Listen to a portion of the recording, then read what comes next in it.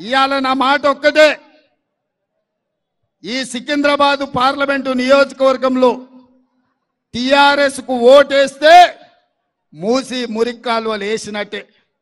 ఇవాళ బీజేపీని ఓడగొట్టాలి అనంటే దానం నాగేందర్ కు ఓటెయ్యాలి.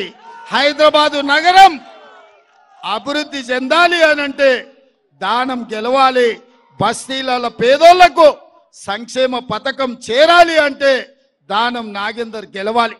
రాష్ట్ర ముఖ్యమంత్రిగా ఈ నగరానికి అన్ని చేయడానికి నేను సిద్ధంగా ఉన్నా. ఒక పక్కన మా యువ మిత్రుడు అనిల్ కుమార్ యాదవ్ ను ఢిల్లీలో రాహుల్ గాంధీతో మాట్లాడి సోనియమ్మను ఒప్పించి మెప్పించి రాజ్యసభ సభ్యుని చేసిన ఇయాల ఈ నగరం నుంచి ప్రాతినిధ్యం ఉండాలని.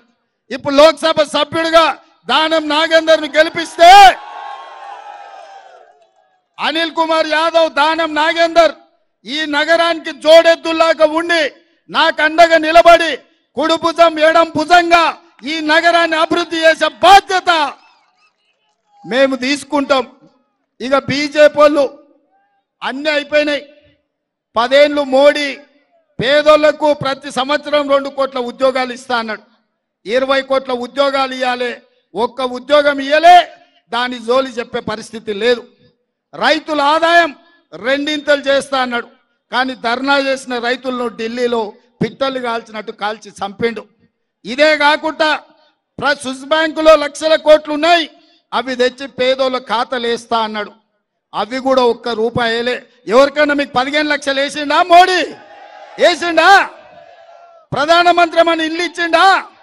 ఏమన్నా ఉద్యోగాలు ఇచ్చిండా? మనకేమన్నా నిధులు ఇచ్చిండా? మన సికింద్రాబాద్ మునిగిపోతే మనకేమన్నా సాయం చేసిండా?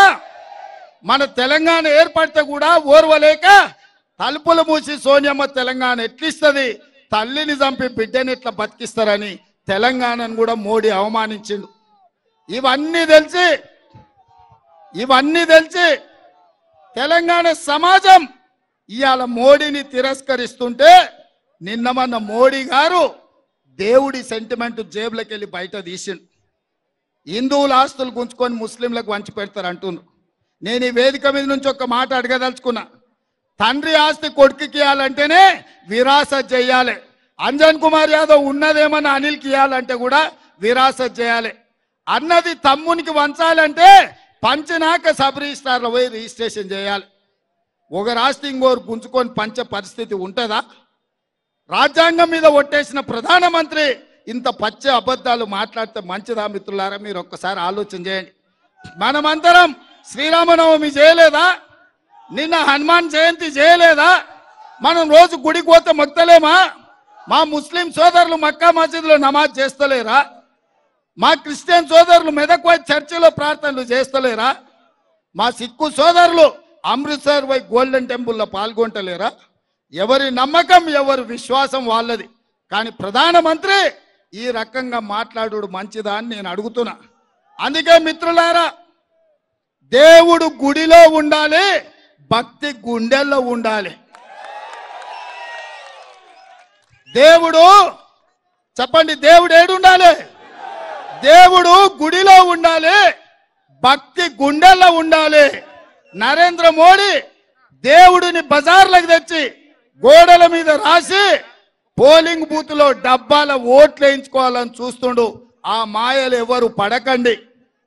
ఎన్నో ఏండ్ల నుంచి, వందల సంవత్సరాల నుంచి నిజాం సర్కార్ నుంచి ఈ ప్రాంతంలో మత సామరస్యం ఉంది. హైదరాబాదు నగరం అభివృద్ధి చెందాలంటే మత సామరస్యం కాపాడాలి. బీజేపీ వాళ్ళు మత చిత్తు పెట్టి ఎన్నికల్లో నెగ్గాలన్న ఆలోచన చేస్తున్నారు. బీజేపీని ఓడగొట్టడం ద్వారా సెక్యులర్ ప్రభుత్వాన్ని తెలంగాణ రాష్ట్రంలో తెచ్చుకోవాలి. తెలంగాణ రాష్ట్రాన్ని అభివృద్ధి చెయ్యాలి.